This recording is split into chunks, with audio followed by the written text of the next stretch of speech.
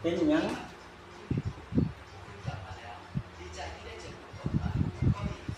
เล็บไม่ออกปวดมือหนักๆ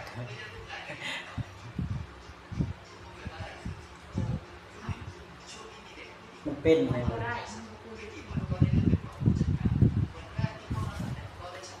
ไปเล่นยังนะ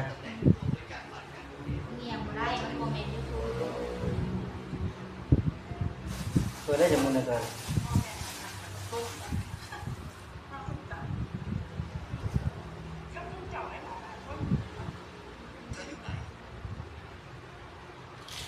อยู่ในห้องประชุมใหญ่ได้ยินว่ากำลังประชุมผู้บริหารระดับสูงอยู่ถ้าเชิญตามฉันมารับได้ที่เลยก่อนก็จะไม่มีใครจะต้องได้คุณเอาไปแจกตั้งแต่วันนี้เป็นต้นมายักษ์ดึงมาหลายเลย ก็ผู้ชาย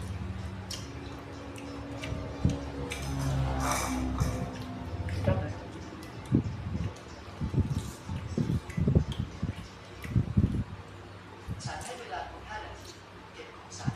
และใส่ผมไปจัดซื้อ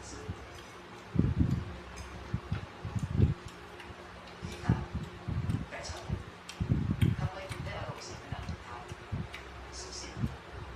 เธอไม่มีสิทธิ์มาออกคำสั่งในสื่อและไม่มีสิทธิ์ไล่ทุกคนนั่งเป็นผู้สื่อของที่สามตอนนี้ใส่ผมออกไปอยู่ที่รวมกับร้านคุณเสนอให้ตั้งเป็นประธานบริษัทแล้วส่วนเจ้าแก่ก็แก่แล้วสมองไม่ดีแล้วถึงเวลาแล้วที่คุณจะหลีกทางให้คนอื่นสามอยู่กับเส้นทางต่อไปก็เป็นทรัพยากรเก่าฉันเป็นผู้บริ ก็ หาร เป็นหนัก ของสังคมมา3 ปี เรื่องอะไร บัญชีไม่มีอะไรผิดมากฉันถามตัวเองว่าทำงานไหนอยากที่อยากพูดที่สิ่งอะไรมาได้ของง่ายๆนะที่สิ่งอะไรอาจจะก็เพราะว่าฉันเป็นรองประธานบริษัทใหญ่ห้องใหม่รองประธานสุดมันจะมากเกินไปแล้วนะผู้กำกับเชิญเป็นคนกดแก่ของบริษัทนะคุณจะลงไม้ลงมือได้ยังไงใช่แล้วได้คนกดแก่ของบริษัทแถมยังทำได้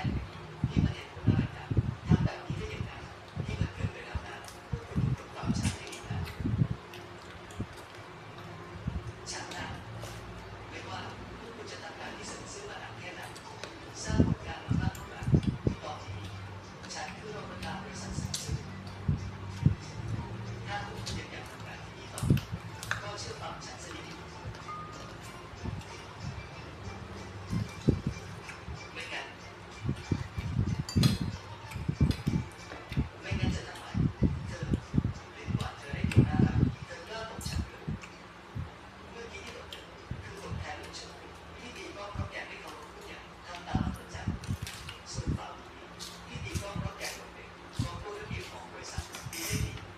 พูดถึงกลับมาแล้วดูสิว่านางจะยังกลับได้แค่ไหน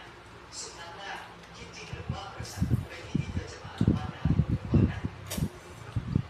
หรือกว่าเธอช่างน่ารักจริงๆผมไปที่นี้เพื่อบอกว่า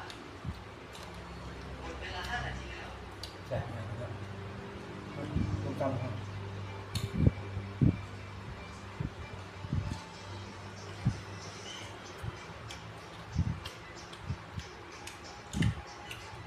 พี่สาวฉันขอร้องล่ะรู้ผิดไปแล้วทั้งทีขอร้องล่ะอย่าเล่นอย่างนี้เลยนะก่อนนี้จะออกจากบริษัทเสร็จอย่างนี้เลยพวกเธอทำอะไรกันเสียงเลยเสียงเลยนั่นคือ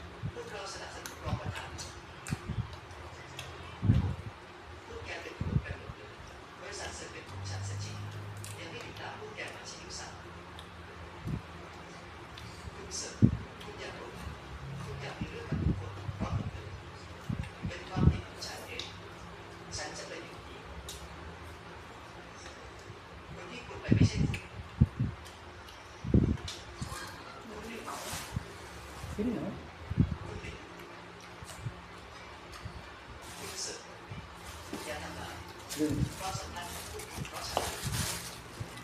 หรือว่าฉันไม่ได้ออกแรงเลยสักนิดอย่างนั้นแรกทำเป็นสมองแล้วพวกเธอรู้ฉันจะเดินพวกเธอเป็นครั้งสุดท้ายบริษัทเสริมเป็นของฉันเสียจริงไม่ใช่ของหรือว่าถ้าพวกเธอไม่อยากทำงานที่บริษัทเสร็จแล้วก็ใส่หัวไม่ใส่คุณหลินเป็นรถรีบเรียกรถพยาบาลพาคุณหลินไปโรงพยาบาลคุณหลินคุณเสริมฉันรู้ว่าไม่ต้องตัวนี้ฉัน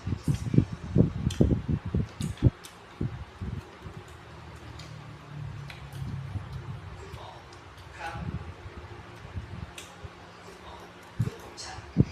คุณตกใจได้ถูกจับลูกในท้องไม่เป็นไรแค่มีอาการแทรกซ้อนเล็กน้อยต่อไปก็ระวังให้มากขึ้นก็หมอเออเสือจริงเธอรู้เรื่องเด็กแล้วทุกอย่างคุณเสือไม่ได้มาเลยดี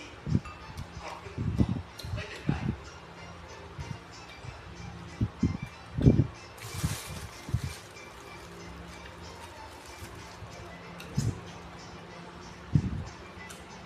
ท่านหลวงพ่อฉันตัดสินใจแล้วตอนนั้นลูกไม่สุดทางทางที่กล้าจะแต่งงานแถมยังเพื่อรักษาศักดิ์ศรีของเขาถึงกับปิดบังหาคอยช่วยเซ็นเซอร์ต่างๆแต่ก็รู้ว่าซึ่งจริงแล้วนั้นไม่ควรพูดกับสิ่งเหล่านี้เลยจบกลับทิ้งสิ่งพวกนี้แล้วคุณจะไม่จากไหนฉันแค่ลูกสาวขอให้เรามีความสุขพ่อแม่ก็ยอมลูกขอบคุณท่านพ่อที่รักขอโทษนะ ให้อภัยให้กับการตัดสินใจที่แค่คุณทำนี้ด้วยนะหรือว่าเธอจะไปไหนไม่เกี่ยวกับคุณ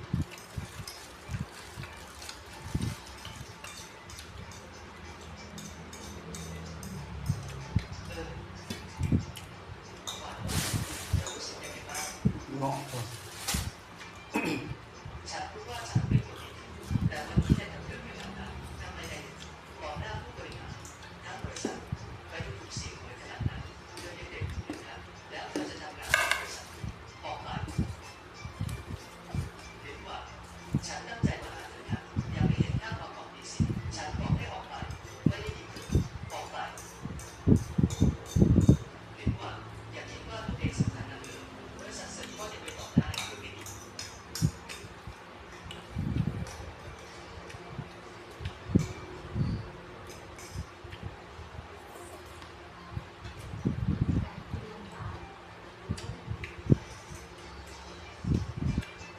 ซึ่งจริงฉันไม่เคยคิดเลยว่าการแต่งงาน3 ปีเราจะจบด้วยคำโกหกและการขายโยน